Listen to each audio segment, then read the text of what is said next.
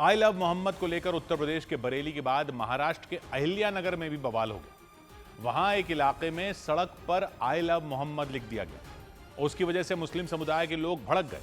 उन लोगों ने पुणे और छत्रपति संभाजी नगर को जोड़ने वाले हाईवे पर लंबा जाम लगा दिया, जिससे वहां गाड़ियों की लंबी लाइनें लग गईं।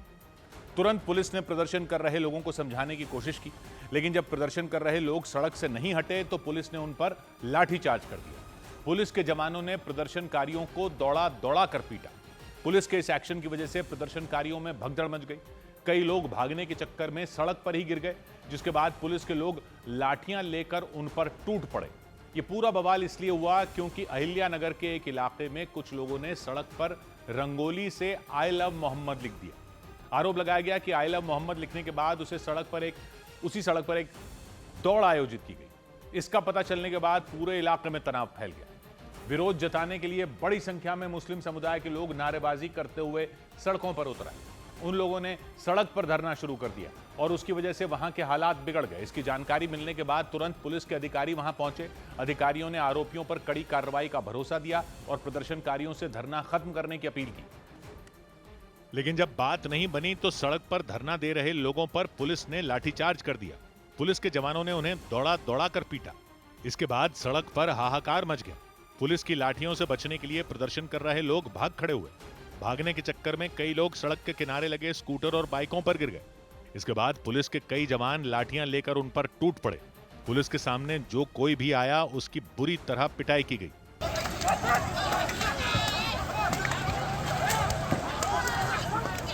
पुलिस ने काफी देर तक सड़क पर प्रदर्शन कर रहे लोगों पर लाठियां भांजी। कई लोग पुलिस की मार से घायल हो गए। चंद मिनटों के अंदर ही पुलिस ने पूरी सड़क को खाली करवा लिया। मारो नहीं। बवाल इसलिए हुआ क्योंकि अहिल्यानगर के एक इलाके में कुछ लोगों ने सड़क पर रंगोली से आई लव मोहम्मद लिख दिया। आरोप लगाया गया कि इसके बाद उसी सड़क पर दौड़ का आयोजन किया गया। इसका पता चलने के बाद वहां रहने वाले मुस्लिम समुदाय के लोग भड़क गए। विरोध जताने के लिए बड़ी संख्या में लोग महाराष्ट्र के पुणे और छत्रपति संभाजी नगर को जोड़ने वाले हाईवे पर धरने पर बैठ गए। और तो और उन लोगों ने सर तन से जुदा वाले नारे भी लगाने शुरू कर दिए। जैम लगने पर पुलिस अधिकारियों ने प्रदर्शनकारियों को समझाने की कोशिश की, लेकिन उनके नहीं मानने पर पुलिस ने उन पर लाठियां बरसा दी। इस घटना की वजह से वहां तनाव फैल गया, जिसके बाद पूरे इलाके को छावनी में बदल दिया गया। और इस सब के बीच उत्तर प्रदेश के बरेली में आई लव मोहम्मद विवाद को लेकर प्रशासन ने कड़ी कार्रवाई की तैयारी कर ली। वहां नगर निगम ने सिविल लाइंस इलाके में मौजूद नोवेल्टी प्लाजा नाम के शॉपिंग कॉम्प्लेक्स को अवैध बताते हुए सभी दुकानदारों को अपनी दुकानें खाली करने का आदेश दे दिया। नोवेल्टी प्लाजा की ऊपरी मंजिल पर ही आईएमसी यानी इत्तेहाद मिल्लत काउंसिल का दफ्तर मौजूद है, जिसके मुखिया तौकीर रजा हैं। तौकीर रजा पर ही बरेली में 26 सितंबर को हिंसा भड़काने का आरोप लगाया गया था। पुलिस के मुताबिक उस दिन जुमे की नमाज के बाद आई लव मोहम्मद नाम के पोस्टर के साथ भारी संख्या में मुस्लिम समुदाय के लोग सड़कों पर उतर आए थे। पुलिस ने बताया कि प्रदर्शनकारियों ने नारेबाजी की थी, बैरिकेडिंग तोड़ दी थी और पुलिस टीम पर हमला कर दिया था। हालात संभालने के लिए पुलिस को लाठीचार्ज करना पड़ा था। पुलिस ने बताया कि हिंसा में 22 पुलिसकर्मी और 40 से ज्यादा लोग घायल हो गए थे। पुलिस ने मौलाना तौकीर रजा समेत कई लोगों के खिलाफ केस दर्ज कर गिरफ्तारी शुरू कर दी। पुलिस की तरफ से दर्ज एफआईआर के मुताबिक मौलाना तौकीर रजा ने ही उस दिन लोगों को भड़काया था। उनके खिलाफ पुलिस ने हिंसा की साजिश रचने का मामला दर्ज कर लिया। पुलिस के मुताबिक बरेली में भड़की हिंसा से करीब एक हफ्ते पहले ही इसकी प्लानिंग कर ली गई थी। पुलिस ने दावा किया, शुरुआती जांच में पता चला कि हिंसा के लिए बाहर से भी कुछ उपद्रवियों को बुलाया गया था। पुलिस के मुताबिक मौलाना तौकीर रजा के भड़काने के बाद उग्र भीड़ पुलिस वालों पर टूट पड़ी। भीड़ ने पुलिसकर्मियों पर अवैध हथियारों से फायरिंग की थी। पुलिस की लाठियां छीन ली गई थी और धारदार हथियारों और पेट्रोल बम से हमला किया गया था। हिंसा के बाद पुलिस ने तौकीर रजा समेत 8 लोगों को गिरफ्तार कर जेल भेज दिया था। पुलिस की कार्रवाई के साथ ही बरेली नगर निगम भी एक्शन में आ गया। नगर निगम ने हिंसा में शामिल लोगों और मौलाना तौकीर रजा के करीबियों की संपत्तियों की जांच शुरू कर दी। इसी कड़ी में नगर निगम की एक टीम सिविल लाइंस इलाके में पहुंची और वहां नोवेल्टी प्लाजा में मौजूद दुकानदारों को नोटिस थमा दिया। नोटिस में साफ शब्दों में लिखा गया कि नोवेल्टी प्लाजा अवैध तरीके से नगर निगम की जमीन पर बनवाया गया था। पुलिस के साथ पहुंचे नगर निगम के अफसरों ने सभी दुकानदारों को दुकानें तुरंत खाली करने का आदेश दे दिया। नगर निगम के एक्शन की खबर मिलते ही वहां अफरा तफरी मच गई। कई दुकानदार अपना सामान बोरे और गाड़ियों में भरकर वहां से ले जाते दिखे। ये सारी दुकानें यहाँ पर जो चला करती हैं वो पूरी तरह से अवैध हैं, ऐसा नगर निगम का आदेश है, जिसके बाद लोग यहाँ पर अपनी दुकानें समेट रहे हैं और यहाँ से वापस जाने की कोशिश कर रहे हैं। इस दौरान नोवेल्टी प्लाजा के साथ पूरे सिविल लाइंस इलाके में भारी संख्या में पुलिस वाले और सुरक्षा बल के जवान तैनात दिखाई दिए। देख सकते हैं भारी पुलिस बल यहाँ पर तैनात किया गया, आरआरएफ को इसलिए तैनात किया गया ताकि स्थिति कंट्रोल में रहे, किसी तरह का कोई विवाद यहाँ पर ना हो, क्योंकि ये सब कुछ तौकीर रजा से जुड़ी हुई प्रॉपर्टियाँ बताई जा रही हैं। नोवेल्टी प्लाजा की ऊपरी मंजिल पर मौलाना तौकीर रजा की पार्टी आईएमसी का दफ्तर भी मौजूद है। बताया गया कि उनके करीबी नदीम और नफीस दफ्तर का कामकाज देखते थे। पूरे मार्केट का किराया भी वही वसूल करते थे। बरेली हिंसा के बाद नदीम को भी पुलिस ने गिरफ्तार कर लिया था। दुकानदारों ने दावा किया कि जमीन नगर निगम की नहीं बल्कि वक्फ बोर्ड की है और वो किराया भी वक्फ बोर्ड को ही देते रहे हैं। कोई व्यक्तिगत रूप से कोई किराया नहीं लेता है, वक्फ बोर्ड में जाता है किराया। लेकिन नगर निगम के अफसरों के मुताबिक जमीन उनकी है और अगर दुकानें तय समय में नहीं खाली की गई तो उनके खिलाफ भी एक्शन लिया जा सकता है। इधर उत्तर प्रदेश के सीतापुर में बीते 1 महीने से दहशत की वजह बन चुके तेंदुए को वन विभाग ने पिंजरे में कैद कर लिया। वन विभाग के मुताबिक खूंखार तेंदुए को पकड़ने के लिए बसौली नाम के गांव में काफी दिन पहले एक गौशाला के पास पिंजरा लगा दिया गया था, क्योंकि वो तेंदुआ उस गौशाला में घुसकर गायों और बछड़ों पर कई बार हमला कर चुका था। इसीलिए गौशाला के मालिक ने वहां सीसीटीवी कैमरे लगवा दिए थे। इसी बीच 14 सितंबर को गौशाला में लगे सीसीटीवी कैमरे में तेंदुए का एक वीडियो रिकॉर्ड हुआ था। उस वीडियो में दिखा कि वो तेंदुआ गौशाला के बछड़ों पर हमले की फिराक में था। उसे देखकर लोगों के होश उड़ गए। गौशाला के मालिक और गांव के लोगों ने शोर मचाया तो तेंदुआ भाग निकला था, यानी कुछ ही दिनों के अंदर वो तेंदुआ उस गौशाला के पास पहुंचा था। इसके बाद वन विभाग ने उस गौशाला के पास ही एक पिंजरा लगा दिया। पिंजरे के अंदर हर रोज बकरी बांधी जाती थी ताकि बकरी के शिकार के लिए तेंदुआ आए और उसे दबोचा जा सके। करीब 1 महीने से बसौली समेत कई गांवों में हमले करके कोहराम मचा चुका तेंदुआ गौशाला के पास फिर से दिखा। इस बार गायों के झुंड ने उसे दौड़ा दिया। गायों के दौड़ाने पर तेंदुआ उसी तरफ भागा जिस तरफ वन विभाग ने उसे पकड़ने के लिए पिंजरा लगाया था। पिंजरे में बंधी बकरी को देख तेंदुए ने उस पर झपट्टा मारा, लेकिन पलक झपकते ही वो पिंजरे में कैद हो गया। तेंदुए के पिंजरे में कैद होने की खबर गांव में जंगल की आग की तरह फैल गई। उसके पकड़े जाने पर लोगों ने राहत की सांस ली, क्योंकि बीते 1 महीने से तेंदुए ने बसौली गांव ही नहीं उसके आसपास के दर्जनों गांवों में दहशत मचा रखी थी। गांव के लोग खौफ में जी रहे थे। छोटे बच्चे और महिलाएं घर से बाहर निकलने में डरने लगे थे और किसानों ने तो खेत में जाना ही छोड़ दिया था, क्योंकि सभी को इस बात का डर सता रहा था कि न जाने कब और कहां से तेंदुआ उन पर हमला कर दे। लेकिन पिंजरे में तेंदुए के कैद होने की खबर मिलते ही बसौली गांव के ही नहीं बल्कि आसपास के कई गांवों के लोगों ने राहत की सांस ली। गांव वालों के मुताबिक कुछ दिन पहले तेंदुए ने गौशाला में घुसकर 2 बछड़ों को अपना शिकार बना लिया था। गांव के लोगों ने दावा किया कि इसके बाद तेंदुआ शिकार की तलाश में कई बार उस गौशाला के पास देखा गया। वन विभाग की टीम ने गांव के लोगों के साथ मिलकर के तेंदुए को दबोचने की प्लानिंग की और गौशाला के करीब ही एक पिंजरा लगा दिया गया था।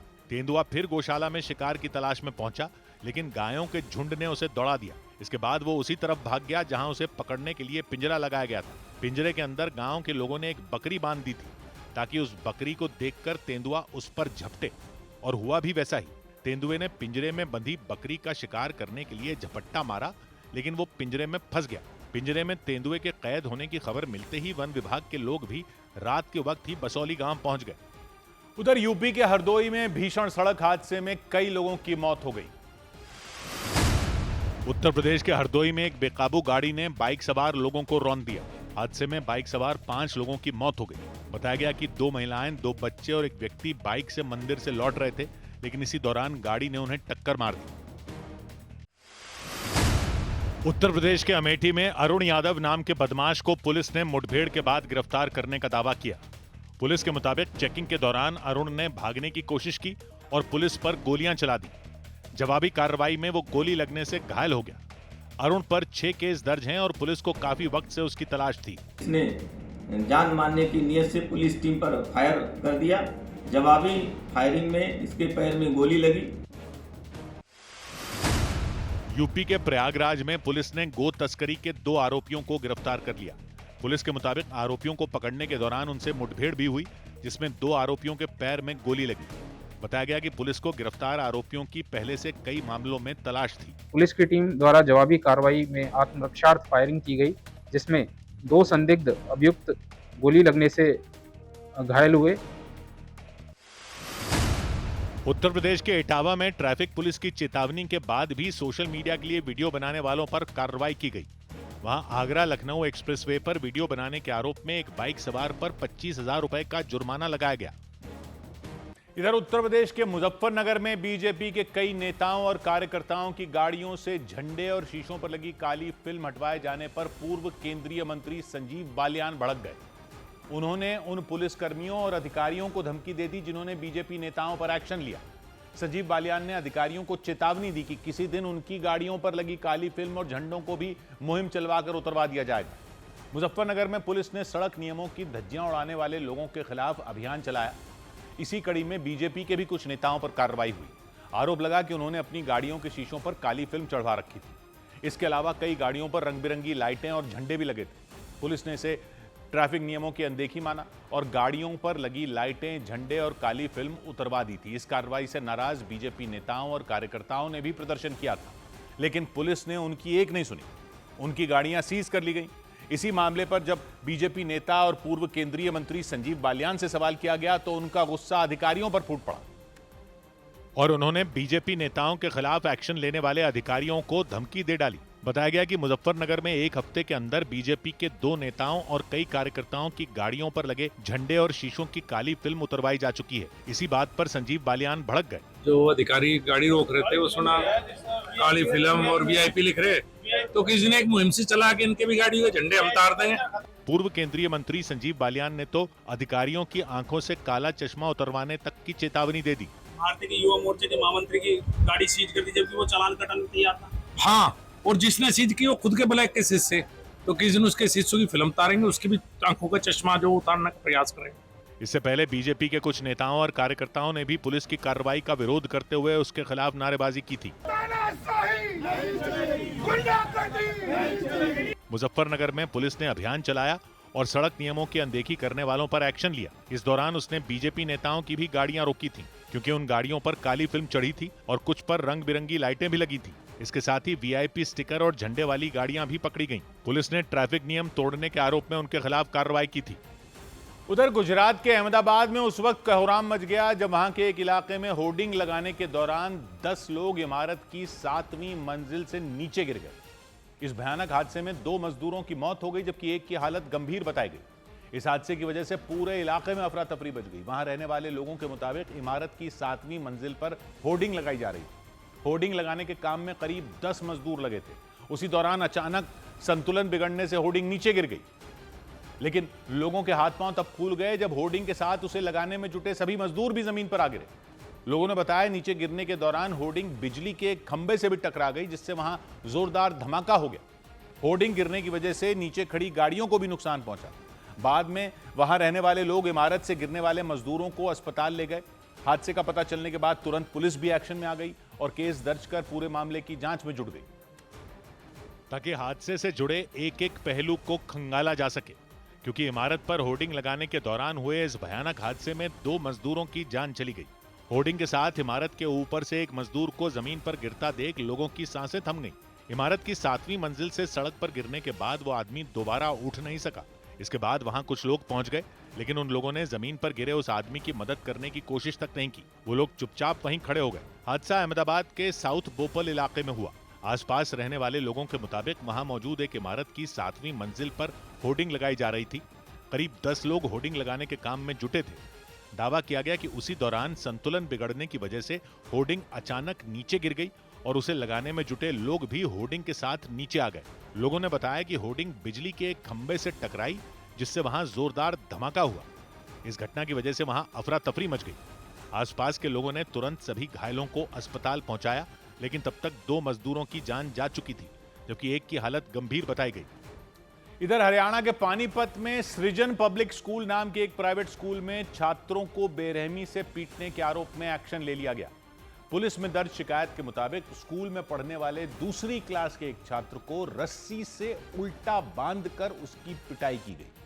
उस छात्र के घर वालों के मुताबिक बच्चे ने होमवर्क नहीं किया था, जिसके बाद स्कूल टीचर ने उसी स्कूल में वैन चलाने वाले अजय नाम के एक आदमी को बुलाया और उसे बच्चे को सजा देने के लिए कह दिया। आरोप लगाया गया कि अजय ने उस बच्चे को स्कूल की ऊपरी मंजिल पर रस्सी से उल्टा लटका दिया था और उसे पीटा भी था। इसके अलावा स्कूल की प्रिंसिपल भी छोटे छोटे बच्चों को थप्पड़ जड़ती नजर आई। वो भी बुरी तरह बच्चों को पीटती दिखी। उन्होंने अपनी सफाई में यह दावा किया कि जिन बच्चों को वो पीट रही थी उन्होंने साथ की कुछ छात्राओं के साथ गलत हरकत की थी। इसी वजह से उन्हें सही तरीका सिखाने के लिए उन पर सख्ती बरती गई। लेकिन पानीपत के सृजन पब्लिक स्कूल नाम के उस स्कूल में जिस तरह से छोटे छोटे बच्चों को पीटा गया, उस पर बवाल मच गया। आरोप है कि वहां एक बच्चे को होमवर्क न करने की वजह से रस्सी से बांधकर उल्टा लटकाया गया। आरोप लगाया गया, इसके बाद उसे बेरहमी से पीटा भी गया। उस छात्र की मां ने दावा किया कि स्कूल की प्रिंसिपल ने उनके बच्चे को पीटने के लिए स्कूल वैन चलाने वाले अजय नाम के आदमी को बुलाया था। उनके मुताबिक अजय ने स्कूल की ऊपरी मंजिल पर ले जाकर उनके बच्चे को उल्टा लटकाया और बुरी तरह पीटा था। बच्चों के साथ बेरहमी के आरोप सिर्फ स्कूल वैन के ड्राइवर पर नहीं लगे, बल्कि उसी स्कूल की प्रिंसिपल और टीचरों के खिलाफ भी ऐसी ही शिकायत की गई। वो भी छोटे छोटे बच्चों के कान मरोड़कर उन पर थप्पड़ों की बारिश करती दिखी। स्कूल की प्रिंसिपल ने सफाई दी कि जिन बच्चों को सजा दी गई थी उन्होंने कुछ छात्राओं के साथ गलत हरकत करने की कोशिश की थी, इसलिए उन्हें समझाने के लिए उन पर सख्ती बरती गई थी। हालांकि जिस तरह से उन्होंने छोटे बच्चों को थप्पड़ मारे उसे देखकर हर कोई हैरान रह गया। इस घटना के सामने आने के बाद स्कूल में पढ़ने वाले कई छात्रों के परिवार वालों ने शिकायत दर्ज कराई। हालांकि स्कूल मैनेजमेंट ने दावा किया कि आरोपी ड्राइवर को अगस्त में ही काम से निकाल दिया गया था। शिकायत के बाद बच्चे को उल्टा लटकाने वाले ड्राइवर अजय के खिलाफ गंभीर धाराओं में केस दर्ज कर लिया गया और उसकी तलाश तेज कर दी गई। उधर बिहार के भागलपुर में जेडीयू विधायक के एक लड़के को थप्पड़ मारने पर हंगामा हो गया। बिहार के भागलपुर में एक डांडिया कार्यक्रम के दौरान जेडीयू विधायक गोपाल मंडल ने मंच पर पीछे खड़े एक लड़के को जोरदार थप्पड़ मार दिया। बताया गया कि डांडिया के दौरान वो लड़का भी गोपाल मंडल के पीछे डांस कर रहा था, लेकिन इसी दौरान गोपाल मंडल ने उस लड़के को थप्पड़ जड़ दिया। हालांकि आसपास मौजूद लोगों ने बीच बचाव किया और माहौल शांत करवाया। उत्तर प्रदेश के मुख्यमंत्री योगी आदित्यनाथ ने विकसित यूपी 2047 अभियान की शुरुआत की। उन्होंने यूपी के 17 नगर निगमों, 200 नगर पालिकाओं और 545 नगर पंचायतों के अध्यक्षों, सदस्यों और जनप्रतिनिधियों के साथ वर्चुअल बैठक की। आज उत्तर प्रदेश के बारे में लोगों की धारणा बदल चुकी है। आज प्रयागराज में महाकुंभ होता है, 66 करोड़ से अधिक श्रद्धालु वहां पहुंच जाता है। आज अयोध्या की तस्वीर बदल गई है, काशी की तस्वीर बदल चुकी है। उत्तर प्रदेश के मेरठ में पवन नाम के व्यक्ति की ईंट से कुचलकर हत्या कर दी गई, जिससे वहां सनसनी मच गई। हत्या का आरोप सोनू त्यागी नाम के व्यक्ति पर लगाया गया। पुलिस के मुताबिक सोनू ने हत्या इसलिए की क्योंकि पवन उनकी दुकान से सामान नहीं खरीदता था। इस घटना के बाद पुलिस ने आरोपी को हिरासत में ले लिया। मुकदमा पंजीकृत किया गया है। वह एक नामजद अभियुक्त मोतीलाल उर्फ सोनू त्यागी को हिरासत में लिया गया है। उत्तर प्रदेश के गाजियाबाद में पुलिस ने मुठभेड़ के बाद 2 बदमाशों को गिरफ्तार करने का दावा किया। पुलिस के मुताबिक ये बदमाश धोखे से लोगों का एटीएम कार्ड बदलकर उनके खाते से पैसे निकाल लेते थे। कुछ दिनों पहले ही इन्होंने एक बुजुर्ग से 1.5 लाख रुपए की ठगी की थी। इधर उत्तर प्रदेश के गोरखपुर में केमिकल का इस्तेमाल कर चमकदार बनाए गए आलूओं की बड़ी खेप पकड़ने का दावा किया गया। खाद्य विभाग ने वहां करीब 500 क्विंटल आलू जब्त किए। खाद्य विभाग के मुताबिक आलूओं को लाल और चमकदार बनाने के लिए खतरनाक केमिकल का इस्तेमाल किया जा रहा था। इसकी जानकारी मिलते ही खाद्य विभाग की टीम ने वहां एक मंडी में छापा मारा और आलूओं से भरे 2 ट्रकों को जब्त कर लिया। दावा किया गया कि जैसे ही उन आलूओं को पानी में डाला गया, पूरा पानी लाल हो गया। इसके बाद खाद्य विभाग ने केमिकल वाले सारे आलूओं को नष्ट कर दिया। साथ ही जांच के लिए इसके सैंपल भी भेज दिए गए। जानकारी मिली कि इन आलूओं को ऑनलाइन भी सप्लाई किया जा रहा था, यानी ऑनलाइन मंगवाने पर भी यही केमिकल वाले आलू भेजे जा रहे थे और इसीलिए खाद्य विभाग की टीम ने इन आलूओं को जब्त कर लिया। गोरखपुर की उस मंडी में आलूओं की बोरियों से भरे 2 ट्रक खड़े नजर आए। वो सभी आलू एकदम लाल नजर आए। दावा किया गया कि उन आलूओं को हाथ से रगड़ने पर उनसे लाल रंग का केमिकल निकल रहा था। ऐसे में खाद्य विभाग की टीम ने उन ट्रकों के ड्राइवर से पूछताछ शुरू कर दी। इसके बाद वहां भीड़ जमा हो गई। खाद्य विभाग के मुताबिक ये आलू तमिलनाडु के वेलूर और उत्तर प्रदेश के फर्रुखाबाद से मंगवाए गए थे। इन आलूओं को गोरखपुर की अलग अलग मंडियों में सप्लाई किया जाना था, लेकिन इससे पहले ही खाद्य विभाग को इसकी जानकारी मिल गई। उन दोनों ट्रकों में कुल 500 क्विंटल आलू थे। दावा किया गया कि इन आलूओं को लाल और चमकदार बनाने के लिए इन पर खतरनाक केमिकल लगाया गया था। इस केमिकल से पेट में गड़बड़ी और उल्टी जैसी दिक्कतें हो सकती हैं। ऐसे में खाद्य विभाग की टीम ने इन आलूओं के सैंपल लेने के बाद इन्हें नष्ट कर दिया। उधर उत्तर प्रदेश के गोंडा की सबीहा नाम की एक लड़की पर यह आरोप लगा कि उन्होंने शादी से बचने के लिए अपने ही अपहरण की झूठी कहानी रच डाली। पुलिस ने सबीहा को कर्नलगंज से हिरासत में लेने के बाद जब पूछताछ की तो उन्होंने सारी कहानी खुद ही बता दी। पुलिस के मुताबिक सबीहा के घर वालों ने उनकी शादी एक लड़के से तय की थी, लेकिन वो उससे शादी नहीं करना चाहती थी। पुलिस ने दावा किया शादी से बचने के लिए सबीहा पहले तो अपने घर से खुद ही भाग गई। इसके बाद उन्होंने अपने चेहरे पर चोट के निशान दिखाने के लिए रंग लगाकर अपनी एक तस्वीर खींची और अपने होने वाले ससुर समेत घर के बाकी लोगों को भेज दी। दावा किया गया कि इसके साथ उन्होंने एक धमकी भरा मैसेज भी भेजा जिसमें यह लिखा था कि उन्होंने अपना 20 साल पुराना बदला पूरा कर लिया। ये मैसेज और उसके साथ आई तस्वीर देखकर सबीहा के होने वाले ससुर समेत उनके घर वालों के हाथ पैर फूल गए। उन्होंने इसकी जानकारी पुलिस को दी और गोंडा पुलिस ने सबीहा की तलाश में 5 टीमें लगा दी। पुलिस मैसेज की लोकेशन ढूंढते हुए कर्नलगंज पहुंच गई और वहां से सबीहा को हिरासत में ले लिया। लेकिन पुलिस वाले भी ये बात जानकर चौंक गए कि सबीहा को किसी ने अगवा नहीं किया था। मतलब उनकी चोट के निशान और वो धमकी भरा मैसेज दोनों नकली थे। इसके बाद पुलिस ने सबीहा से पूछताछ शुरू की और पुलिस के मुताबिक सबीहा ने शादी से बचने के लिए अपने अपहरण की झूठी कहानी रची थी ताकि उनकी शादी टूट जाए। आरोप लगाया गया कि सबीहा ने इसके लिए अपने चेहरे पर रंग लगाकर एक तस्वीर खींची और फिर वही तस्वीर अपने होने वाले ससुर समेत अपने घर वालों को भेज दी। और युवती ने कुछ दिन पूर्व ही अपने चेहरे पर पेंट लगाकर एक चोटिल होने की फोटो बना ली थी, जिसको वह अपने घर से जाते समय अपने मोबाइल से अपने होने वाले ससुर से फोटो भेजी और अपने एक तरह से अपहरण की मनगढ़ंत झूठी कहानी रची। जैसे ही धमकी भरा मैसेज और वो तस्वीर सबीहा के घर वालों तक पहुंची, उनके हाथ पैर फूल गए। लड़की के मोबाइल से इन लोग कांड करने के बाद मैसेज भेजा हमारे घर वाले मोबाइल पे, हमारे जितने ग्रुप जुड़े रहे सबके मोबाइल पे। इसके बाद सबीहा के घर वालों ने उनके अगवा होने की शिकायत दर्ज कराई, जिसके बाद गोंडा पुलिस ने 5 टीमें बनाकर उन्हें ढूंढ निकाला। सबीहा अपने घर से भागकर कर्नलगंज में छुपी थी। पुलिस के मुताबिक सबीहा ने पूछताछ में बताया कि उनके घर वालों ने उनकी मर्जी के बगैर उनकी शादी तय कर दी थी, जिससे बचने के लिए उन्होंने अपने अपहरण की झूठी कहानी बनाई और जानबूझकर अपने होने वाले ससुर को धमकी भरा मैसेज भेजा ताकि उनकी शादी टूट जाए। हालांकि उनका यह प्लान फेल हो गया और पुलिस ने उन्हें हिरासत में ले लिया। इधर दिल्ली पुलिस के सूत्रों ने दावा किया कि छात्राओं से यौन शोषण के आरोपी स्वामी चैतन्यानंद सरस्वती उर्फ पार्थ सारथी पुलिस की पूछताछ में सहयोग नहीं कर रहे। पुलिस के मुताबिक चैतन्यानंद की गिरफ्तारी के बाद उनके पास से आईपैड और 3 मोबाइल फोन मिले। सूत्रों ने दावा किया कि चैतन्यानंद ने उनके पासवर्ड बताने से इनकार कर दिया और उन्होंने पासवर्ड भूल जाने का बहाना बना दिया। स्वामी चैतन्यानंद दिल्ली में मौजूद Shri Sharda institute of Indian management नाम के इंस्टीट्यूट के प्रमुख थे। उसी इंस्टीट्यूट में पढ़ने वाली 1-2 नहीं बल्कि 30 लड़कियों ने उन पर यौन शोषण का आरोप लगाया। इस सब के बीच इंस्टीट्यूट में पढ़ने वाली एक लड़की से न्यूज़ 18 की टीम ने बात की। उस लड़की ने स्वामी चैतन्यानंद पर सीसीटीवी कैमरों के जरिए नजर रखने समेत कई गंभीर आरोप लगाए। चैतन्यानंद को पुलिस ने उत्तर प्रदेश के आगरा में मौजूद एक होटल से गिरफ्तार किया था। गिरफ्तारी के बाद चैतन्यानंद को दिल्ली लाया गया और फिर पटियाला हाउस कोर्ट ने उन्हें 5 दिन की पुलिस रिमांड पर भेज दिया। चैतन्यानंद की गिरफ्तारी के बाद पुलिस उनके करीबियों की तलाश में जुट गई। सूत्रों के मुताबिक चैतन्यानंद ने पुलिस से बचने के लिए 50 दिन में करीब 15 होटल बदले।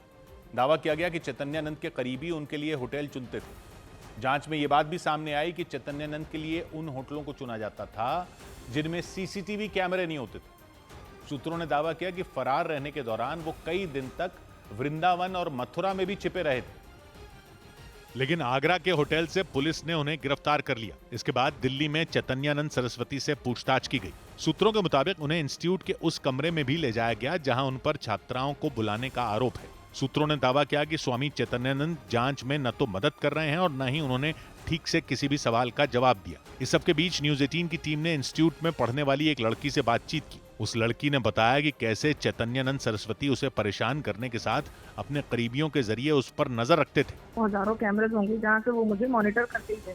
कुछ ना कुछ बहाने से, कुछ ना कुछ तरीके से, कुछ ना कुछ नुक्स निकालते हुए किसी न किसी बहाने से उनको मुझसे बात करनी होती थी। उस छात्रा के मुताबिक भावना और गीतांजलि नाम की 2 महिलाएं चैतन्यानंद की करीबी हैं और उनके जरिए चैतन्यानंद लड़कियों तक मैसेज भिजवाते थे। बाबा जी हम लोग के सामने नहीं आते थे, वो सिर्फ भावना और गीतांजलि के थ्रू हमें मैसेज भेजते थे।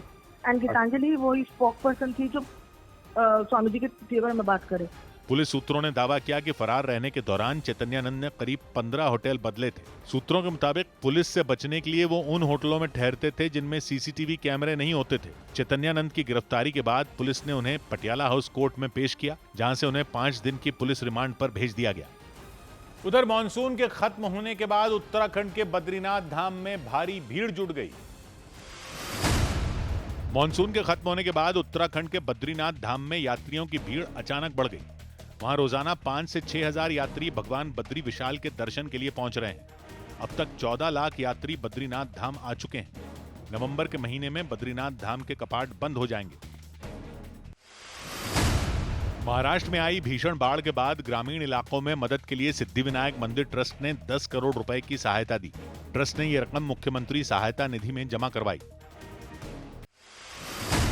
मध्य प्रदेश की राजधानी भोपाल में आई लव मोहम्मद और आई लव महादेव की तर्ज पर आई लव राहुल गांधी के पोस्टर लगा दिए गए। भोपाल में कांग्रेस पार्टी के कार्यालय के बाहर लगाए गए पोस्टर पर आई लव राहुल गांधी और आई लव इंडिया के साथ जय बापू, जय भीम, जय संविधान लिखा नजर आया। पोस्टर पर हाथों में संविधान की किताब लिए हुए राहुल गांधी की तस्वीर दिखी। मध्य प्रदेश के उज्जैन में क्षिप्रा नदी से एक लड़के और लड़की का शव बरामद हुआ। दोनों के शव एक दूसरे से बंधे हुए मिले। पुलिस के मुताबिक दोनों ने 3 दिन पहले एक पुल से छलांग लगाकर खुदकुशी कर ली थी। प्रेम प्रसंग का मामला है, क्योंकि दोनों आपस में जुड़े हुए थे और दोनों ने आपस में चिपक करके ही एक साथ नदी में कूदे। उधर गुजरात के कई इलाकों में भारी बारिश के बाद हालात बिगड़ गए। कुछ जगहों पर इतनी बारिश हुई कि नदी नाले उफान पर आ गए और इस वजह से लोगों की परेशानी बढ़ गई। नदियों में अचानक पानी का स्तर बढ़ जाने से उनके आसपास मौजूद इलाकों में हाहाकार मच गया। पानी पुलों के ऊपर से बहने लग गया और कुछ गाड़ियां बहकर नदी में गिर गईं। भावनगर और द्वारका में इस तरह की कई घटनाएं देखने को मिली। भावनगर में तो एक कार फिसलकर नदी में चली गई, उसमें कुछ लोग सवार दिखे। हालांकि जैसे ही ये घटना हुई, आसपास के लोग मदद के लिए पहुंच गए। उन्होंने रस्सी की मदद से कार को बांधा ताकि वो बह न जाए। इसके बाद धीरे धीरे उसमें बैठे लोगों को निकाला गया और उन्हें किनारे लाया गया। इसी तरह द्वारका में भी एक कार नदी में बह गई। हालांकि उसमें कोई बैठा हुआ नहीं था, वो कार सड़क के किनारे खड़ी थी। इसी तरह कई दूसरे इलाकों में भी बारिश ने कोहराम मचाया। लगातार कई घंटे तक आसमान से इतना पानी बरसा कि ज्यादातर इलाके पानी में डूब गए। वहां रहने वाले लोगों का बाहर निकलना तक मुश्किल हो गया।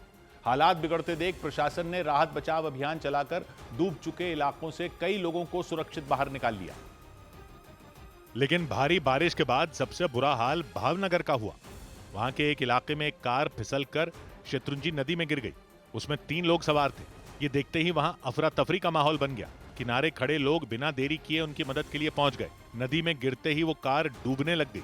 मौत को सामने देखकर उसमें बैठे लोग चीखने चिल्लाने लगे।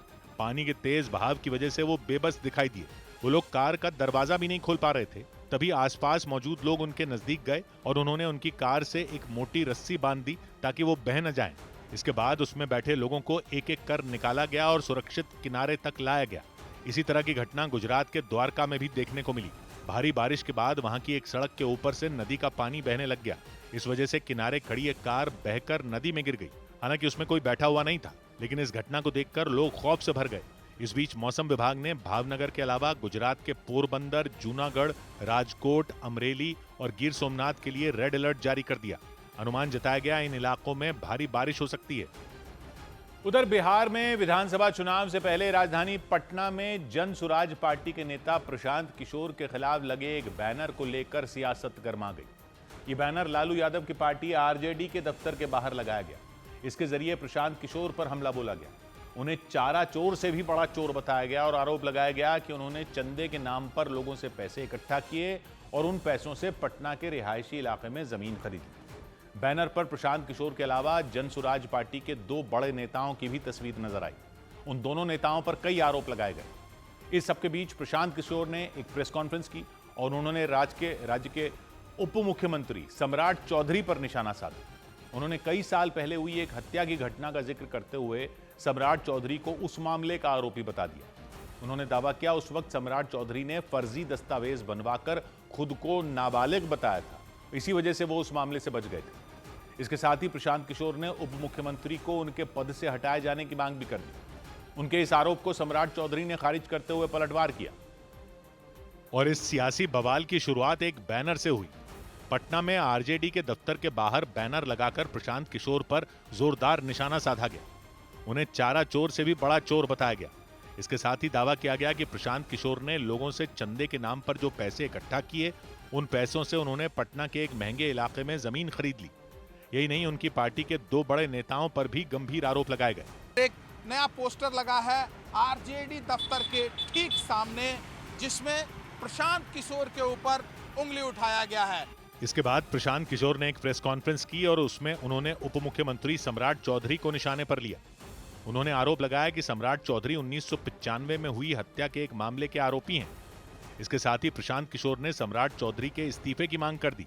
हत्या का आरोपी, हत्या का अभियुक्त सम्राट चौधरी, राकेश कुमार उर्फ सम्राट चौधरी उर्फ सम्राट कुमार मौर्य आज संवैधानिक पद पर बैठे हुए हैं।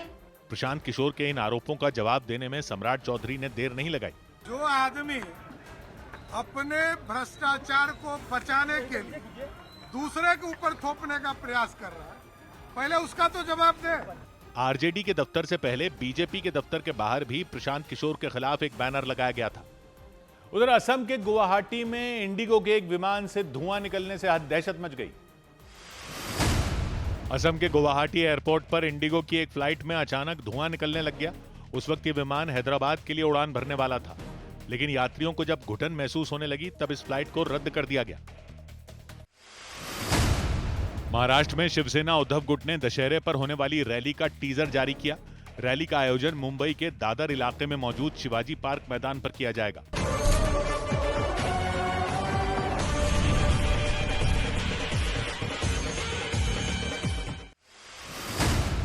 दिल्ली यूनिवर्सिटी स्टूडेंट्स यूनियन के पूर्व अध्यक्ष रौनक खत्री ने दावा किया कि उन्हें गैंगस्टर रोहित गोदारा के नाम से सोशल मीडिया पर मैसेज कर जान से मारने की धमकी दी गई।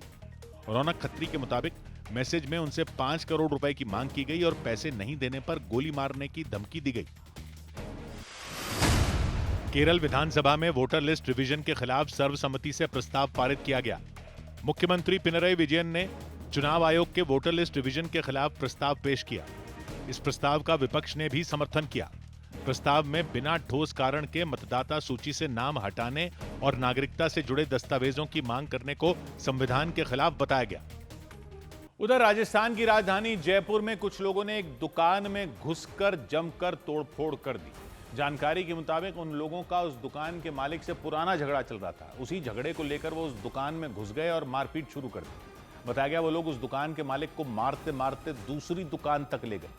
इसके बाद उन्होंने वहां भी जमकर पीटा उन्हें। इस दौरान उस दूसरी दुकान के मालिक ने उन्हें रोकने की कोशिश भी की, लेकिन आरोपी इतने ज्यादा भड़के हुए थे कि उन्होंने उन पर भी जमकर लात घूंसे बरसा दिए। इस घटना से उस इलाके में दहशत मच गई। पुलिस ने भी केस दर्ज कर मामले की जांच तेज कर दी, क्योंकि उन बदमाशों ने वहां जमकर मारपीट की। इससे पहले उस दुकान के बाहर लोगों की भीड़ लगी दिखी। तभी अचानक एक आदमी उस दुकान से बाहर निकला और दौड़ते हुए चला गया। कुछ मिनटों बाद वो एक लाठी लेकर वहां आया और उस दुकान में मौजूद लोगों पर हमला कर दिया। इसकी वजह से वहां अफरा तफरी मच गई। उसके सिर पर मानो भूत सवार हो गया। उसने अंधाधुंध उस दुकान के मालिक पर लाठियां बरसानी शुरू कर दी। इसके बाद भी जब उसका गुस्सा शांत नहीं हुआ तो उसने उस दुकान में तोड़फोड़ शुरू कर दी। उसने वहां रखा एक एक सामान तोड़ दिया। ये देखकर वहां मौजूद लोग बुरी तरह डर गए। आरोप लगा कि उसके कई और साथी भी वहां आ गए और उन्होंने भी उस दुकान के मालिक को मारना शुरू कर दिया। काफी देर तक वहां मारपीट चलती रही। इस दौरान बगल वाली दुकान के मालिक ने बीच बचाव करने की कोशिश की, लेकिन उन बदमाशों ने उनकी भी पिटाई कर दी। इसके बाद वो वहां से फरार हो गए। पुलिस के मुताबिक उनके बीच पुरानी दुश्मनी चल रही थी और उसी दुश्मनी को लेकर यह सारा बवाल मचा। पुलिस ने इस मामले में एफआईआर दर्ज कर ली। उधर आम आदमी पार्टी के नेता सौरभ भारद्वाज ने एशिया कप जीतने के बाद भारतीय कप्तान सूर्य कुमार यादव को जो चुनौती दी थी उस पर विवाद खड़ा हो गया। सौरभ भारद्वाज ने भारतीय क्रिकेट टीम के कप्तान सूर्य कुमार यादव को एशिया कप में कमाया हुआ पैसा पहलगाम हमले के पीड़ितों के परिवार वालों को देने का चैलेंज दिया था। सूर्य कुमार यादव ने एशिया कप जीतने के बाद हुई प्रेस कॉन्फ्रेंस में खुद ही ये ऐलान कर दिया कि उन्हें जितनी भी मैच फीस इस पूरे टूर्नामेंट में मिली वो सब वो भारतीय सेना और पहलगाम हमले के पीड़ितों के परिवार वालों को सौंप देंगे। उनके इस ऐलान के बाद बीजेपी भी आम आदमी पार्टी नेता सौरभ भारद्वाज पर हमलावर हो गई। बीजेपी नेता शहजाद पूनावाला ने सौरभ भारद्वाज से यह मांग कर दी कि वो सूर्य कुमार यादव और भारतीय क्रिकेट टीम से माफी मांगे। क्योंकि आम आदमी पार्टी के नेता सौरभ भारद्वाज ने सूर्य कुमार यादव को ये चुनौती दी थी कि अगर उनमें हिम्मत है तो वो एशिया कप जीतने से मिलने वाली रकम पहलगाम के पीड़ितों को दे दें। जितना पैसा तुमने धंधे में क्रिकेट के आपने कमाया है, दे दो उन शहीदों की विधवाओं को, 26 औरतों को दे दो सारा का सारा, हम भी मान जाएंगे तुमने डेडिकेट किया है। एशिया कप जीतने के बाद जो प्रेस कॉन्फ्रेंस हुई उसमें सूर्य कुमार यादव ने सबके सामने ये ऐलान किया कि वो एशिया कप के सभी मैचों की मैच फीस दान कर देंगे। उन्होंने सारी रकम भारतीय सेना और पहलगाम हमले में जान गंवाने वाले लोगों के परिवारों को देने का ऐलान किया। Personally want to give my match fees of all the games which I have played in this tournament to the Indian Army. जैसे ही सूर्य कुमार यादव ने यह फैसला लिया, बीजेपी ने आम आदमी पार्टी के नेता सौरभ भारद्वाज को निशाने पर ले लिया। जो सूर्य कुमार यादव जी के ऊपर आपने ओछी, निम्न स्तर की, क्लासिस्ट और कास्टिस्ट और ऑब्जेक्शनेबल टिप्पणियां की थी, क्या सौरभ भारद्वाज आप नाक रगड़कर माफी मांगोगे?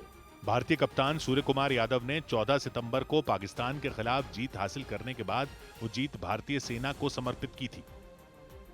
उधर एक्टर से नेता बने विजय की एक रैली के दौरान हुई भगदड़ के बाद तमिलनाडु के करूर शहर में उनके विरोध में पोस्टर लगा दिए गए। रैली के दौरान 40 लोगों की मौत हो गई थी। इसी के बाद गुस्साए लोगों ने विजय की तस्वीर के साथ पोस्टर लगाए जिन पर उनके हाथ खून से सने नजर आए।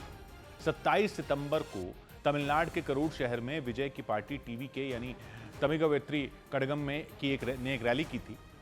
रैली में एक्टर विजय को देखने के लिए बड़ी संख्या में लोग जुट गए। वहां करीब 100 फीट चौड़ी सड़क पर कई किलोमीटर तक बस लोग ही लोग नजर आए। पुलिस ने बताया एक्टर विजय को देखने पहुंचे लोगों में बड़ी संख्या में महिलाएं और बच्चे भी शामिल थे, लेकिन इसी दौरान वहां भगदड़ मच गई थी। अफरा तफरी में लोग एक दूसरे पर चढ़कर भागने की कोशिश करने लगे थे।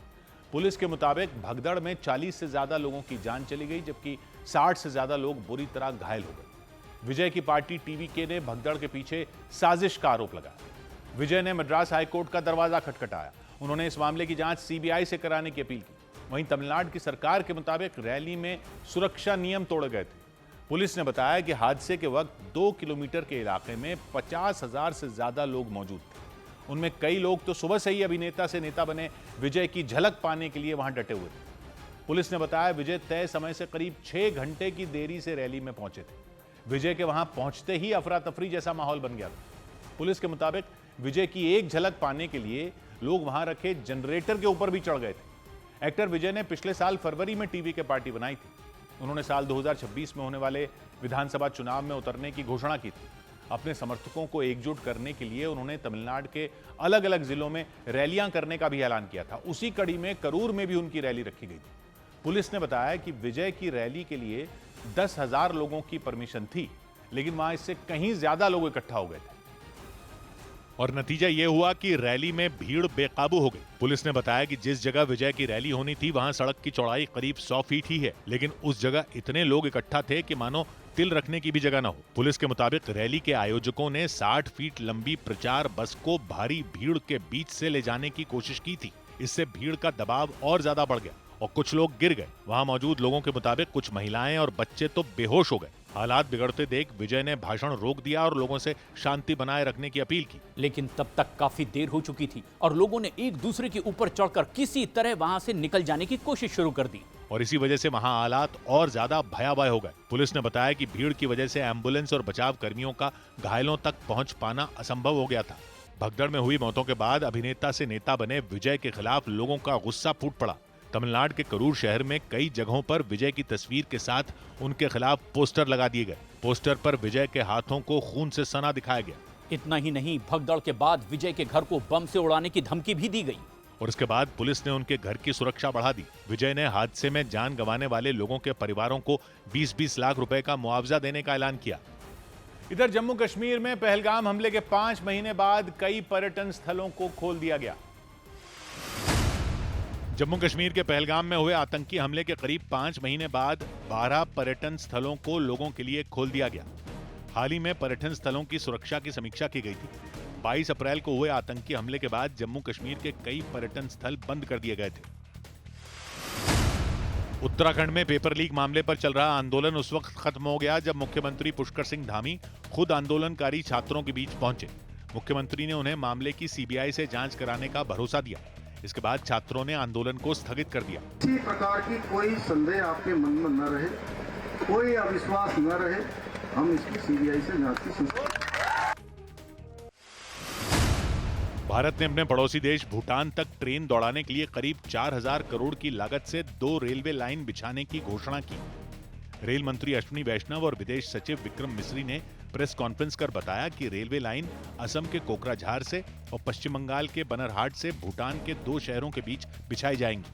The takeoff of these 2 projects will happen, one at Banara, other one from Kokrajhar. They connect 2 separate parts of Bhutan. Chhattisgarh के धमतरी में जंगल से आए हाथी ने आबादी वाले इलाके में कोहराम मचा दिया। उस हाथी ने वहां गंगरेल इलाके में एक मकान पर हमला कर उसे तहस नहस कर दिया। इससे पहले उसे मवेशियों के एक झुंड को भी दौड़ाते हुए देखा गया था। हाथी के उत्पात से डरे लोगों ने वन विभाग को सूचना दे दी। उधर नेपाल के बाद दक्षिण अमेरिकी देश पेरू में भी सरकार के खिलाफ चल रहे जेन जी आंदोलन में हिंसा भड़कने से कोहराम मच गया। पेरू की राजधानी लीमा में जमकर तोड़फोड़ और आगजनी की गई। भड़के हुए प्रदर्शनकारी पुलिस से भिड़ गए। उन्होंने पुलिस वालों पर पत्थरों की बौछार कर दी। बवाल बढ़ता देख पुलिस ने भी सख्ती दिखाई। उसने प्रदर्शनकारियों पर आंसू गैस के गोले छोड़े और लोगों की भीड़ को खदेड़ दिया। पेरू में भ्रष्टाचार समेत कई मुद्दों को लेकर पिछले हफ्ते सरकार के खिलाफ विरोध प्रदर्शन शुरू हुआ था। इस प्रदर्शन की अगुवाई जेन जी ने की। जेन जी यानी वही साल 1997 से लेकर 2012 के बीच पैदा हुए बच्चों को कहा जाता है, जो अब युवा हो चुके हैं। पेरू में इन्हीं युवाओं ने सरकार के खिलाफ मोर्चा खोल दिया। इससे पहले नेपाल में भी जेन जी आंदोलन हुआ था।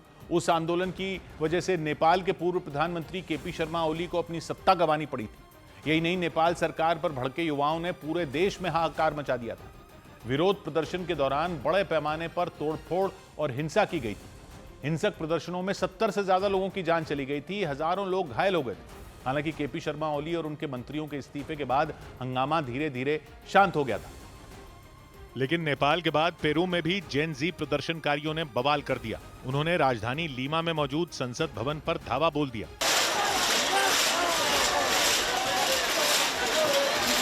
सरकार के खिलाफ सड़क पर उतरे युवाओं ने आगजनी की और संसद भवन के सामने लगी बैरिकेडिंग को उखाड़ने की कोशिश की। वो उसे पूरी ताकत से झकझोरते दिखाई दिए। गुस्से से आग बबूला हुए वो लोग संसद भवन के अंदर जाना चाहते थे। काफी मशक्कत के बाद उन्होंने बैरिकेडिंग का एक हिस्सा तोड़ भी दिया, लेकिन इसके बाद तो पुलिस ने उन पर आंसू गैस के गोले दागने शुरू कर दिए। पुलिस के एक्शन के बाद भी प्रदर्शनकारी डटे रहे। वो लगातार हंगामा करते नजर आए। बवाल बढ़ता देख पुलिस की एक टीम बैरिकेडिंग के आगे आ गई। उसने एक लाइन बना ली और किसी दीवार की तरह प्रदर्शन कर रहे युवाओं को धकेलना शुरू कर दिया। पेरू में भ्रष्टाचार और लगातार बढ़ रहे अपराध समेत कई मुद्दों को लेकर लोगों का गुस्सा सरकार के खिलाफ भड़क गया। इस दौरान प्रदर्शन का नेतृत्व करने वाले युवाओं ने राष्ट्रपति के इस्तीफे की मांग की। इधर रूस से जारी जंग के बीच यूक्रेन की राजधानी कीव समेत कई शहर एक बार फिर भयंकर धमाकों से दहल उठे। न्यूज एजेंसी रॉयटर्स के मुताबिक पुतिन की सेना ने यूक्रेन पर एक ही झटके में करीब 600 आत्मघाती ड्रोन फोड़ दिए। इसके अलावा 40 से ज्यादा मिसाइलें दागे जाने का भी दावा किया गया। ताबड़तोड़ हमलों में यूक्रेन की कई इमारतें ताश के पत्तों की तरह ढह गई। हर तरफ चीख पुकार मच गई। रॉयटर्स के मुताबिक रूस की फौज ने रात के वक्त अचानक हमलों की रफ्तार तेज कर दी, यानी उस वक्त जब लोग अपने घरों में सो रहे थे। इसके बाद तो रूस के ड्रोन और मिसाइलों के फटने की आवाजें पूरी रात सुनी गई। डर के मारे बड़ी संख्या में लोगों ने जमीन के नीचे बने बंकरों में शरण ले ली। कुछ लोग तो मेट्रो स्टेशनों में भी छिप गए ताकि बमबारी की चपेट में आने से वो बच सकें। लेकिन रॉयटर्स के मुताबिक इन हमलों में 4 लोगों की जान चली गई। पिछले हफ्ते भी रूस ने यूक्रेन पर बारूद की बारिश कर दी थी। तब 24 घंटे में 21 लोगों के मारे जाने की खबर आई थी। और इस सबके बीच एक बार फिर रूस की सेना ने यूक्रेन के अलग अलग इलाकों में तबाही मचा दी। राजधानी कीव समेत कई शहर जोरदार धमाकों से थर्रा उठे। रूस के रक्षा मंत्रालय ने यूक्रेन में किए गए हमलों का एक वीडियो भी जारी किया। उस वीडियो में दिखा कि रूस के लड़ाकू विमान से दागी गई मिसाइल ने जमीन पर मौजूद टारगेट को पलक झपकते ही बर्बाद कर दिया। रॉयटर्स के मुताबिक रूस की फौज ने 24 घंटे के अंदर इसी तरह की 40 से ज्यादा मिसाइलें यूक्रेन में फोड़ दी। इसके अलावा बम की तरह फटने वाले आत्मघाती ड्रोन भी गिराए गए। दावा किया गया कि रूस की सेना ने एक दिन में यूक्रेन पर 600 से ज्यादा ड्रोन हमले किए। और इस दौरान सबसे ज्यादा तबाही यूक्रेन की राजधानी कीव में मचाई गई।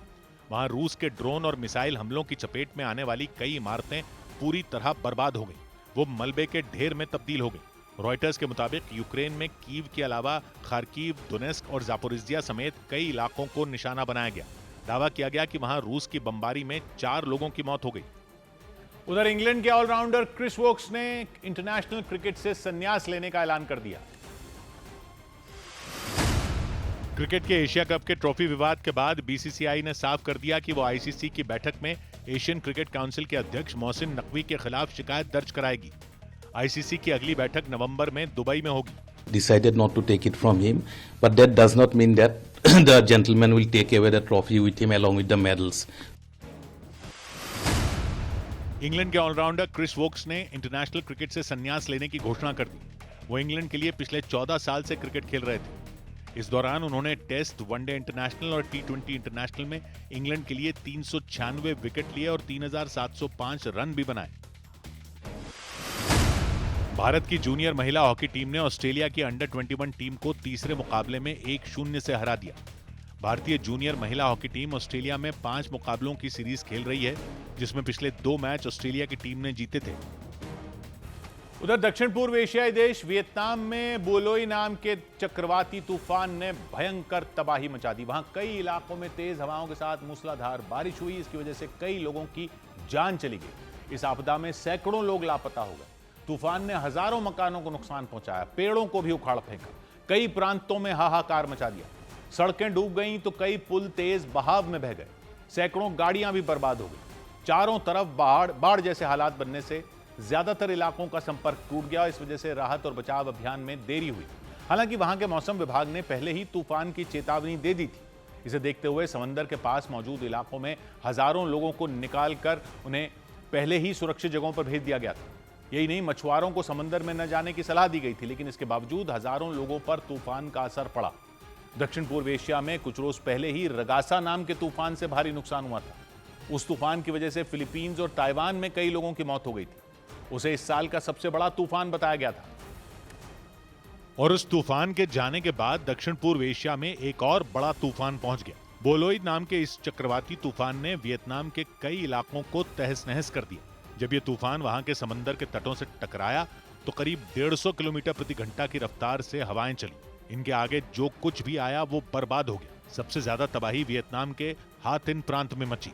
बोलोई चक्रवाती तूफान ने वहां के ज्यादातर इलाकों की सूरत बिगाड़ कर रख दी। सैकड़ों मकान टूट गए तो हजारों पेड़ उखड़ गए। कई खंभों के टूटने से बिजली सप्लाई पूरी तरह ठप हो गई। कुछ जगहों पर तूफान के साथ इतनी बारिश हुई कि बाढ़ जैसे हालात बन गए। सड़कें डूब गईं तो हजारों मकानों पर भी पानी का कब्जा हो गया। स्थिति इतनी बिगड़ गई कि कई इलाकों का संपर्क ही टूट गया। इस वजह से राहत और बचाव की टीमें वहां देरी से पहुंची। हालांकि तमाम चुनौतियों के बावजूद सैकड़ों लोगों को उनके घरों से निकालकर सुरक्षित जगहों पर भेजा गया। वहां के मौसम विभाग ने पहले ही इस तूफान की चेतावनी दे दी थी।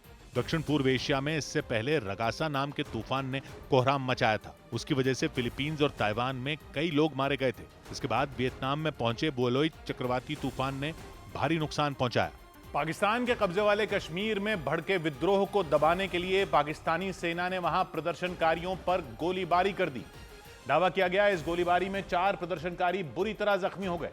पीओके यानी पाकिस्तान के कब्जे वाले कश्मीर में पाकिस्तान की सरकार के खिलाफ JKAAC यानी जम्मू कश्मीर अवामी एक्शन कमेटी नाम के संगठन ने बड़ा आंदोलन शुरू कर दिया। वहां के कोटली इलाके में हजारों की तादाद में लोग पाकिस्तानी सरकार और सेना के खिलाफ सड़कों पर उतर आए। प्रदर्शन करने वाले संगठन JKAAC के कार्यकर्ताओं ने पाकिस्तानी सरकार के सामने 38 मांगे रखी थी, जिनके पूरे न होने पर उन्होंने वहां विद्रोह छेड़ दिया। वहां JKAAC ने POK बंद करने की अपील की थी, जिसके बाद कोटली समेत कई इलाकों में दुकानें और बाजार बंद कर दिए गए। इस दौरान प्रदर्शनकारियों की कई जगहों पर पुलिस और पाकिस्तानी सेना के जवानों से झड़प भी हुई। इसी दौरान वहां गोलीबारी भी हुई, जिसके बाद विद्रोह और भड़क गया। क्योंकि POK के अलग अलग इलाकों में जारी आंदोलन को कुचलने के लिए पाकिस्तानी सेना ने वहां प्रदर्शनकारियों पर गोलियां चला दी। वहां हजारों की तादाद में लोग पाकिस्तान की सरकार और सेना के खिलाफ प्रदर्शन के लिए उतरे। JKAAC यानी जम्मू कश्मीर अवामी एक्शन कमेटी नाम के संगठन के बुलावे पर कई लोग अपने हाथों में झंडे और बैनर लेकर पहुंचे, तो वहीं कई लोग हाथों में डंडे लेकर पहुंचे। इसी दौरान एक जगह पर पाकिस्तानी जवान और प्रदर्शनकारी आमने सामने आ गए। पाकिस्तानी जवानों ने प्रदर्शन को कुचलने की कोशिश की तो प्रदर्शनकारियों ने उन पर पत्थर चला दिए। इसके बाद तो पाकिस्तानी जवानों ने आओ देखा ना ताओ, भीड़ को वहां से हटाने के लिए उन्होंने वहां फायरिंग कर दी। जानकारी के मुताबिक इस गोलीबारी में 4 लोग बुरी तरह जख्मी हो गए। इसके अलावा कई जगहों पर पुलिस और पाकिस्तानी सेना के साथ हुई झड़प में कई लोग घायल हो गए। JKAAC ने पाकिस्तानी सरकार के सामने 38 मांगे रखी थी। जब वो मांगे नहीं मानी गईं तो उनके कार्यकर्ताओं ने पूरे POK में हंगामा कर दिया और अपने अधिकारों की लड़ाई के लिए POK में बंद का ऐलान किया था। JKAAC से जुड़े लोगों ने POK के कोटली में एक बड़ी रैली की। उस रैली में हजारों की तादाद में लोग उमड़ पड़े। वहां पाकिस्तानी सरकार और सेना पर अत्याचार करने के आरोप लगाते हुए प्रदर्शनकारियों ने उनके खिलाफ जमकर नारेबाजी की। इस प्रदर्शन से पाकिस्तान की सरकार के भी हाथ पैर फूल गए। पाकिस्तानी प्रधानमंत्री शहबाज शरीफ ने JKAAC से प्रदर्शन खत्म करने की मांग की और यह वादा भी किया कि वो लंदन से लौटते ही उनके साथ एक बैठक करेंगे। क्योंकि POK के लोगों पर हो रहे अत्याचार के खिलाफ कोटली में जोरदार प्रदर्शन हुआ। कोटली के साथ ही मुजफ्फराबाद समेत कई जगहों पर सैकड़ों लोग सड़कों पर उतर आए। उन्होंने अपनी दुकानें बंद कर दी, बाजार सुनसान हो गए और रास्तों पर विरोध की चिंगारी सुलगती दिखी।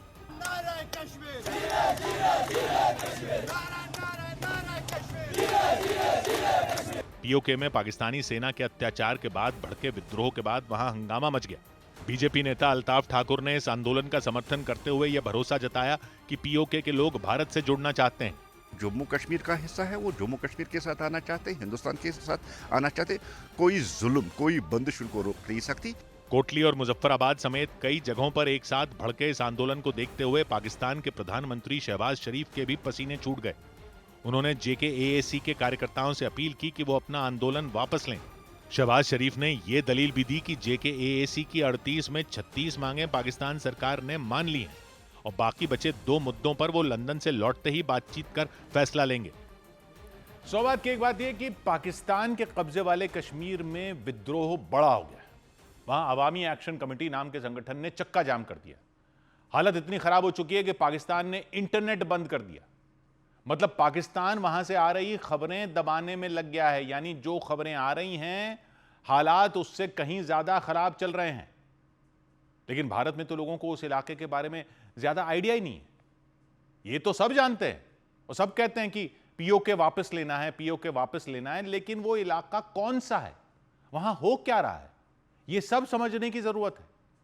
तो पहले तो ये जान लीजिए कि पाकिस्तान ने अपने कब्जे वाले कश्मीर ही तोड़ दिया है 2 हिस्सों में। अभी नहीं तोड़ा है, शुरू से ही तोड़ दिया था अपनी पकड़ मजबूत करने के लिए। ये तो यहां पर पब्लिक जानती है कि पाकिस्तान अपने कब्जे वाले कश्मीर को आजाद कश्मीर कहता है। वो अलग बात है कि आजाद जैसी कोई चीज वहां है नहीं, लेकिन उस पर भी आएंगे। पहले तो ये बेसिक चीज जान लीजिए कि जिसको वो आजाद कश्मीर कहता है वो वाला पूरा हिस्सा नहीं है जो हमारे हिस्से में POK है। नक्शा तो सबने देखा है ना कि जम्मू कश्मीर का, ठीक है, उसमें पाकिस्तान की साइड वाला एक इलाका है जो POK है। मोटे तौर पर यह समझ लीजिए कि वो हिस्सा कितना बड़ा है। जो पूरा महाराजा हरि सिंह का जम्मू कश्मीर था वो मोटे तौर पर लगभग 2.25 लाख स्क्वायर किलोमीटर था। 2.25 लाख स्क्वायर किलोमीटर। उसमें हमारे पास कितना है? लगभग 1 लाख स्क्वायर किलोमीटर से थोड़ा ज्यादा। तो बाकी बचा टोटल 2.25 लाख था, 1 लाख से ज्यादा हमारे पास है 2.25 लाख स्क्वायर किलोमीटर। तो क्या ये 2.25 लाख स्क्वायर किलोमीटर पाकिस्तान के कब्जे में?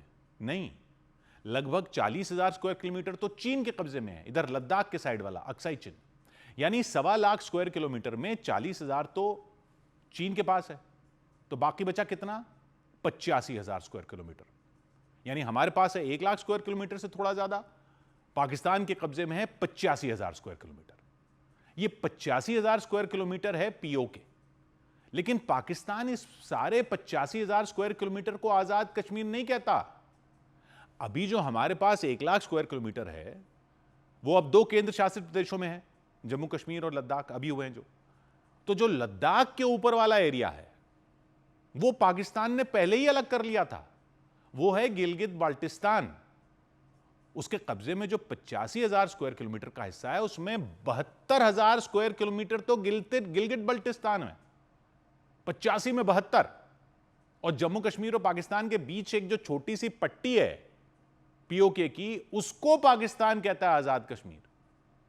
क्योंकि 85,000 स्क्वायर किलोमीटर में 72,000 स्क्वायर किलोमीटर तो लद्दाख के ऊपर वाला इलाका गिलगित बल्टिस्तान ही है। यानी बाकी जो पीओके है, जिसको पाकिस्तान आजाद जम्मू कश्मीर कहता है, उसका एरिया है सिर्फ 13,000 स्क्वायर किलोमीटर।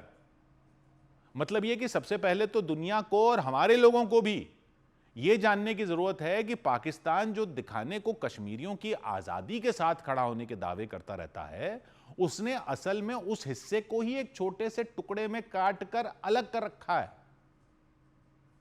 ये जो आप नाम सुनते रहते हो ना, मुजफ्फराबाद, मीरपुर, कोटली, रावलाकोट, ये सब पब्लिक सोचती है कि उस बड़े से हिस्से में कहीं है जो पीओके है। नहीं, जबकि ये तो सब उस संकरी सी जमीन की पट्टी में है। ऊपर तो सारा 72,000 स्क्वायर किलोमीटर का गिलगित बाल्टिस्तान है। शुरू में ही, यानी 1949 में ही पाकिस्तान ने उसको यह कहकर अलग कर दिया था कि यहां के लोगों ने तो महाराजा के खिलाफ विद्रोह कर दिया था और ये पाकिस्तान के साथ आ गए थे, तो इनका कश्मीर से लेना देना ही नहीं है। तो क्या पाकिस्तान ने उसको अपने नक्शे में मिला लिया? नहीं, अपने में भी नहीं मिलाया, वो अलग ही रखा हुआ उसने, गिलगित बाल्टिस्तान।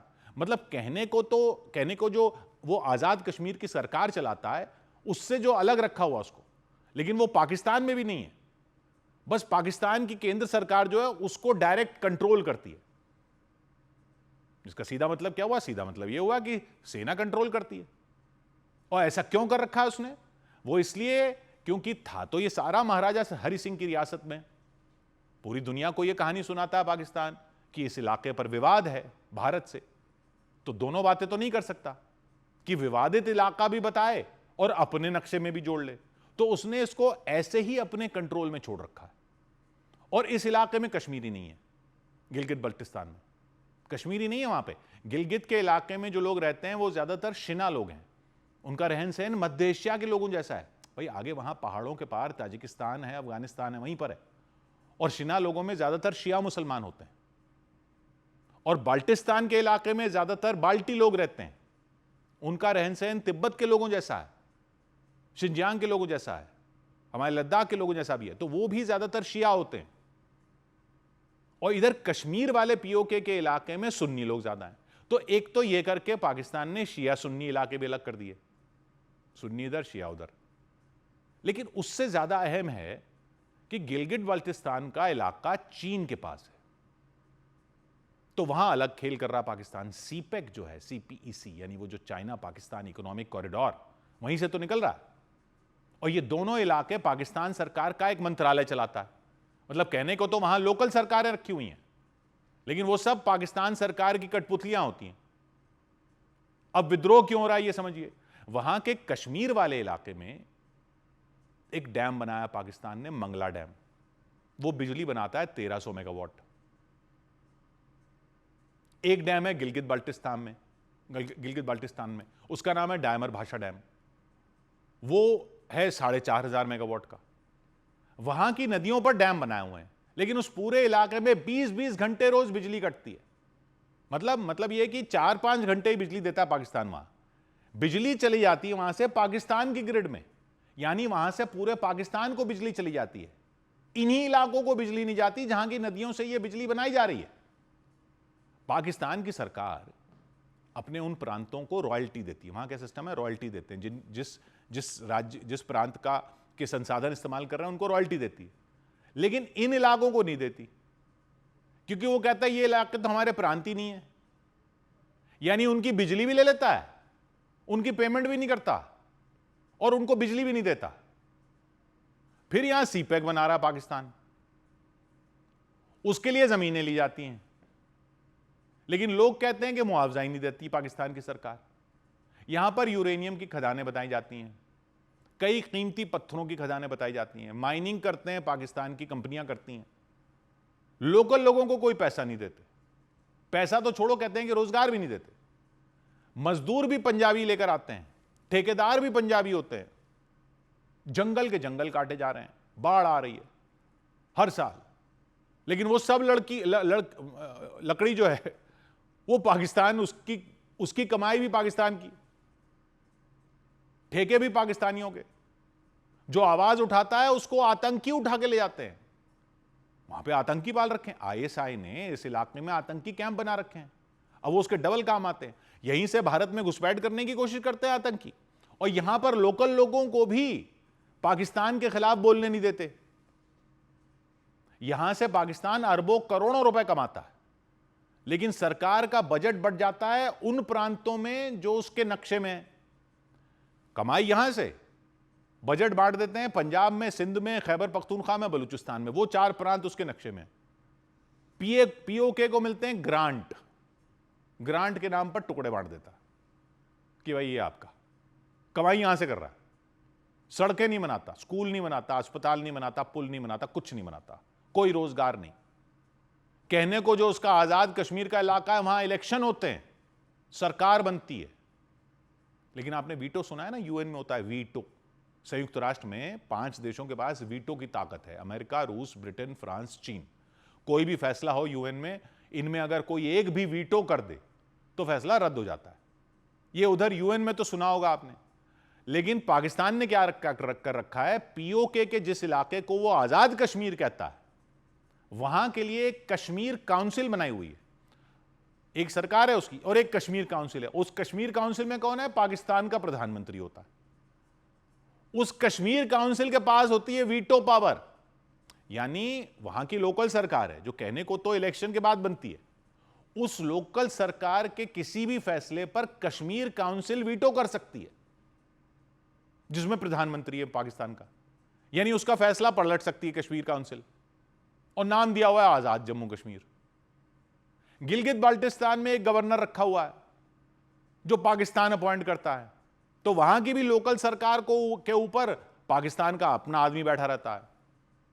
तो महंगाई बेइंतहा है, स्कूल कॉलेज बन नहीं रहे हैं, रोजगार कोई है नहीं, कोई काम होता भी है तो पंजाबियों को ठेके मिल जाते हैं, सड़कें कोई बन नहीं रही, बस चाइना के लिए कॉरिडोर बन रहा है। तो अब हो गया विद्रोह। और इंटरनेट भी अगर बंद कर दिया है, इंटरनेट भी अगर बंद कर दिया है, तो आप समझ लो वहां अंदर क्या हो रहा होगा। और पाकिस्तान क्यों नहीं चाहता कि जो हो रहा है वो दुनिया को पता चले? ये सब आपके लिए जानना जरूरी है। भाई अगर गाजा और इजराइल के नक्शे सब समझ गए हो, रूस यूक्रेन के प्रांतों का पूरा इलाका आपने समझ लिया है, तो ये तो जान लो, ये जो हमारा है, ये हमारा देश है। उनके कब्जे में है लेकिन है तो हमारा, इसको जान लीजिए। 100 बात की एक बात। इधर अमेरिका के मिशिगन में एक चर्चा पर फायरिंग से अफरा तफरी मच गई। अमेरिका के मिशिगन में एक चर्च पर हुई गोलीबारी में 4 लोगों की मौत हो गई। पुलिस ने गोलीबारी करने वाले हमलावर को भी मार गिराने का दावा किया। पुलिस के मुताबिक वो हमलावर एक ट्रक से आया था। पहले उसने वहां टक्कर मारी और गोलीबारी कर दी। इसकी वजह से वहां आग लग गई। चीन के ग्वेजो प्रांत में बने दुनिया के सबसे ऊंचे पुल को लोगों के लिए खोल दिया गया। नदी पर बना यह पुल 625 मीटर ऊंचा है। बताया गया कि करीब 3 किलोमीटर लंबे इस पुल के बनने से पहले जो सफर 2 घंटे में तय किया जाता था, उसे अब कुछ ही मिनटों में पूरा किया जा सकेगा। उधर इजराइल के प्रधानमंत्री बेंजामिन नेतन्याहू के अमेरिका दौरे के बीच उनकी सेना ने गाजा शहर में चेतावनी वाली पर्चे गिराकर दहशत फैला दी। इजराइल की फौज ने गाजा पट्टी के बीचों बीच मौजूद गाजा शहर में आसमान से हजारों पर्चे गिराए और लोगों को चेतावनी दी कि वो जल्द से जल्द शहर खाली कर दें। उन्हें गाजा के दक्षिणी हिस्से में जाने के लिए कह दिया गया। इसके बाद इस बात की आशंका बढ़ गई कि इजराइल गाजा शहर में बमबारी तेज कर सकता है, क्योंकि इजराइल की सेना दावा करती आई है कि वहां आबादी वाले इलाकों में बड़ी संख्या में हमास के लड़ाके छिपे हुए हैं। माना जा रहा है इसीलिए गाजा शहर में रह रहे लोगों को फौरन वहां से हटने और जान बचाने की चेतावनी दे दी गई। ये कदम ऐसे समय पर उठाया गया जब नेतन्याहू अमेरिका की यात्रा पर राष्ट्रपति डोनाल्ड ट्रंप से मिलने पहुंचे। उनकी इस यात्रा को गाजा में चल रही जंग को रोकने की कोशिश के लिए बेहद अहम माना गया। लेकिन नेतन्याहू और ट्रंप की बैठक से कुछ देर पहले ही गाजा में आसमान से पर्चों की बारिश की गई। वहां गाजा शहर में रह रहे लोगों को तुरंत शहर से चले जाने की चेतावनी दी गई। जंग में खंडहर हो चुके एक इलाके में आसमान से एक साथ हजारों पर्चे गिरते नजर आए। कुछ देर बाद वहां मलबे से पटे रास्तों पर हर तरफ सफेद पर्चे बिछ गए। एक लड़का तो उन्हें बटोरता हुआ दिखाई दिया। इस बीच जब लोगों ने उन पर्चों पर लिखी चेतावनी पढ़ी तो उनके पैरों तले जमीन खिसक गई, क्योंकि पर्चों पर लिखा गया था कि अगर जान बचानी है तो फौरन इलाका खाली कर दो। इसके बाद तो वहां अफरा तफरी मच गई। लोगों को डर सताने लगा कि इजराइल की सेना एक बार फिर गाजा शहर पर बारूद की बौछार तेज कर देगी। इसीलिए लोग जल्दबाजी में वहां से निकलने लग गए। वो पर्चे 41 किलोमीटर लंबी गाजा पट्टी के बीचों बीच मौजूद गाजा शहर में गिराए गए। वहां रह रहे फिलिस्तीनियों को दक्षिणी गाजा में जाने की सलाह दी गई, क्योंकि दावा किया गया कि इजरायल ने गाजा शहर में छिपे हमास के एक लड़ाके को ठिकाने लगाने की तैयारी कर ली। इधर शेयर बाजार लगातार 7वें दिन गिरावट के साथ बंद हुआ। विदेशी निवेशकों की बिकवाली की वजह से शेयर बाजार एक बार फिर गिरकर बंद हुआ। सेंसेक्स 61 अंक गिर गया तो निफ्टी भी मामूली गिरावट के साथ 24,634 पर आ गया। हालांकि इसके बावजूद निवेशकों की संपत्ति करीब 1,18,000 करोड़ रुपए बढ़ गई। सबसे ज्यादा तेजी आईटी, ऑटो और बैंकिंग सेक्टर के शेयरों में रही, जबकि मीडिया इंडेक्स गिरकर बंद हुआ। प्रधानमंत्री नरेंद्र मोदी ने दिल्ली बीजेपी के नए दफ्तर का उद्घाटन किया। दिल्ली के दीनदयाल उपाध्याय मार्ग पर बने राज्य बीजेपी के नए दफ्तर की 5 मंजिला इमारत बेहद हाईटेक बनाई गई। करीब 30,000 वर्ग फीट में बने दफ्तर में बेसमेंट पार्किंग, कॉन्फ्रेंस रूम और ऑडिटोरियम भी बनाया गया है। साथियों, हमारे लिए कोई भी भाजपा कार्यालय किसी देवालय से, किसी मंदिर से कम नहीं है। और अब खुशियों के रंग भरने वाली खबर। बिहार के मुजफ्फरपुर से हैदराबाद के चलपल्ली को जोड़ने वाली अमृत भारत एक्सप्रेस ट्रेन शुरू हो गई। रेल मंत्री अश्विनी वैष्णव ने वीडियो कॉन्फ्रेंसिंग के जरिए ट्रेन को हरी झंडी दिखाई। इस कार्यक्रम के दौरान कुल 3 अमृत भारत एक्सप्रेस ट्रेन और 4 पैसेंजर ट्रेनों को हरी झंडी दिखाई गई। और इन ट्रेनों से लाखों लोगों को फायदा होगा। बिहार के मुजफ्फरपुर जंक्शन पर प्लेटफॉर्म नंबर 4 और 5 से ट्रेनों को रवाना किया गया। इस दौरान मुजफ्फरपुर से हैदराबाद के चलपल्ली के लिए भी एक ट्रेन रवाना की गई। रेलवे अधिकारियों के मुताबिक इस ट्रेन में आधुनिक कोच, बेहतर सीटिंग और ज्यादा स्पेस होगी, जिससे यात्रियों का सफर आसान और आरामदायक हो सकेगा। इस कार्यक्रम में रेल मंत्री अश्विनी वैष्णव वर्चुअल तरीके से शामिल हुए। उन्होंने वीडियो कॉन्फ्रेंसिंग के जरिए सभी ट्रेनों को हरी झंडी दिखाई। मुजफ्फरपुर से रवाना की गई 3 अमृत भारत एक्सप्रेस ट्रेनों को मिलाकर देश में कुल 15 ऐसी ट्रेनें चल रही हैं। दावा किया गया कि आने वाले दिनों में और अमृत भारत ट्रेनें चलेंगी। आने वाले दिन हम लोग और अमृत भारत ट्रेन देखेंगे और अमृत भारत ट्रेन का परिचालन होगा। इस कार्यक्रम के दौरान कुल 3 अमृत भारत एक्सप्रेस ट्रेन और 4 पैसेंजर ट्रेनों को रवाना किया गया।